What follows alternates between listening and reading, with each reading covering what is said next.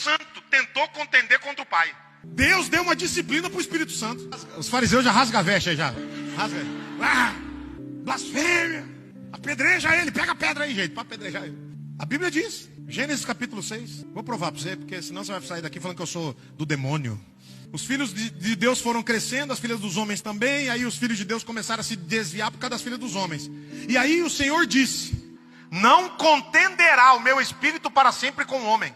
Aí vou traduzir o texto para você entender, porque o problema do português é esse. Olha como é que está escrito no original. Não contenderá o meu espírito comigo para sempre por causa do homem.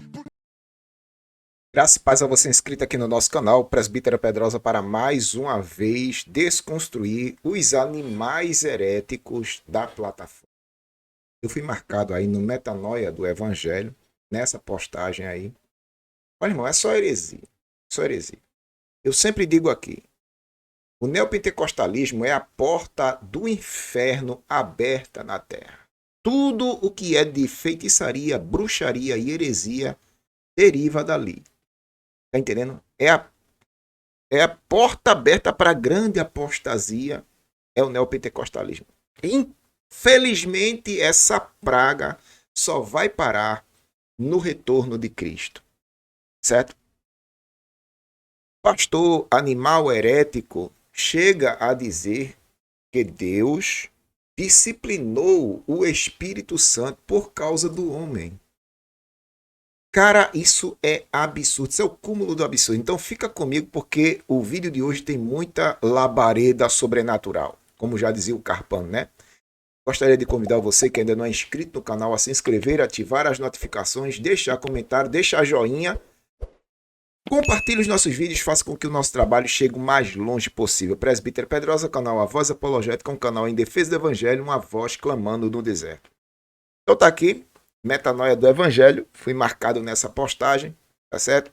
Confesso que fiquei, abismado com a quantidade de heresia que esse cidadão está falando aí, mas não me assombro.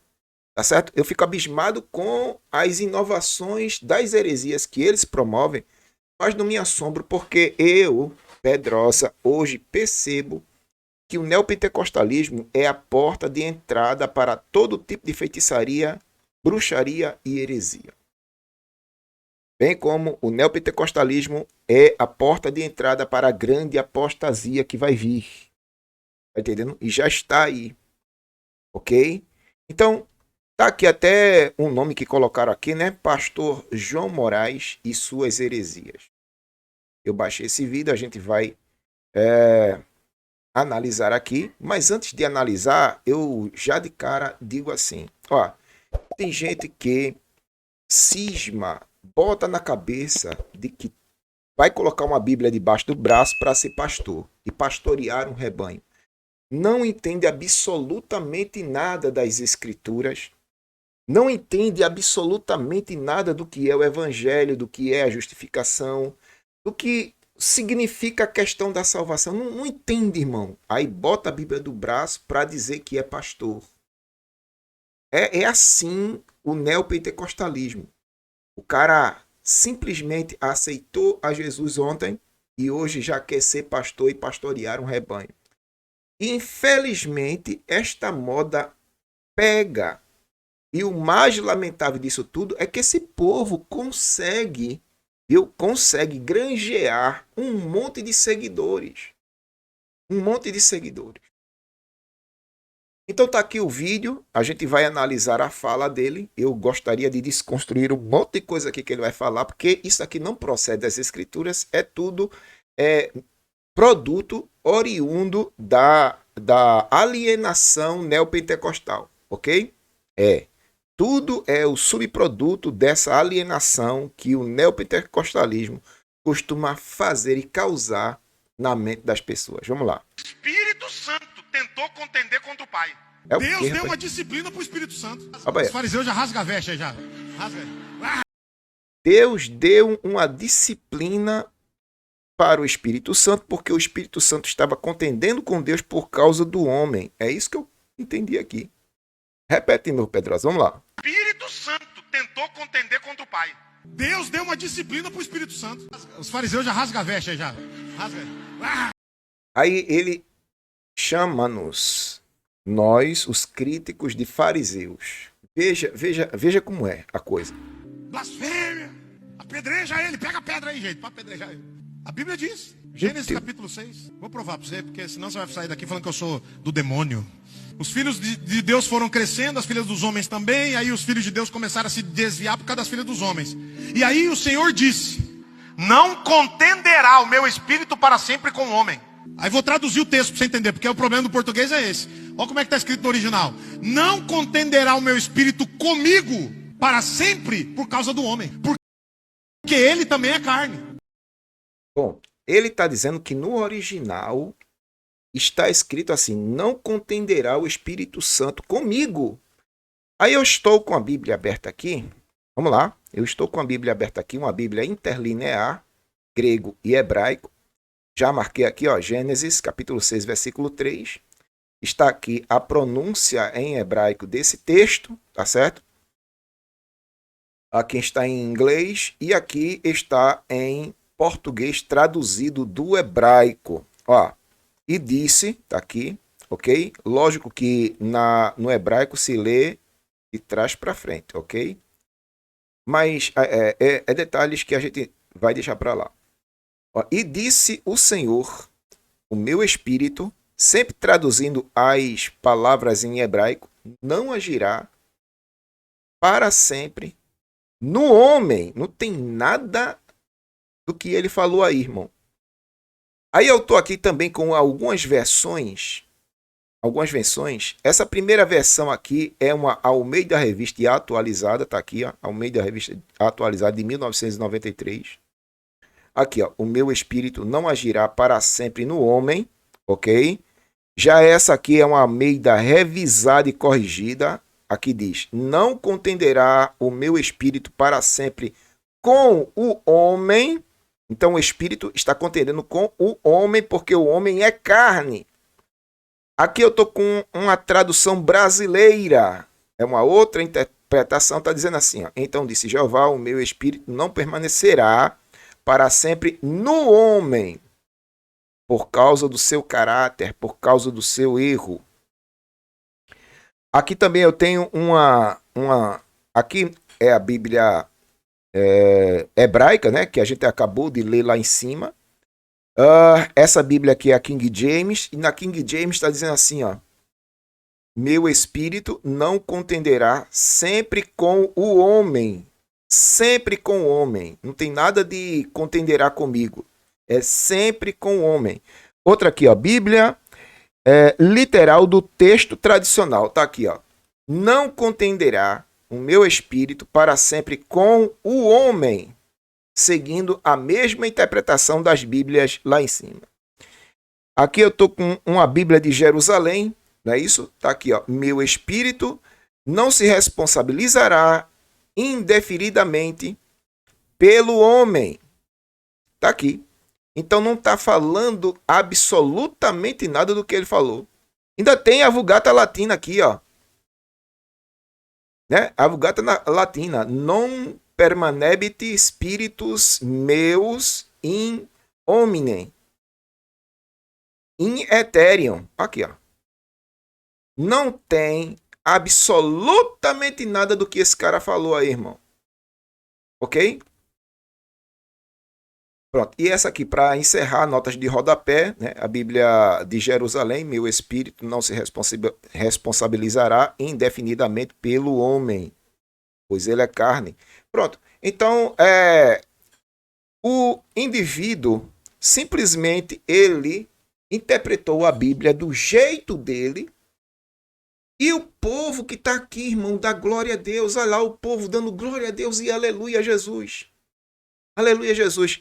Repete a frase que ele falou aí, Pedrosa. A frase que ele falou, vamos lá. Apedreja ele, pega a pedra aí, gente, para apedrejar ele.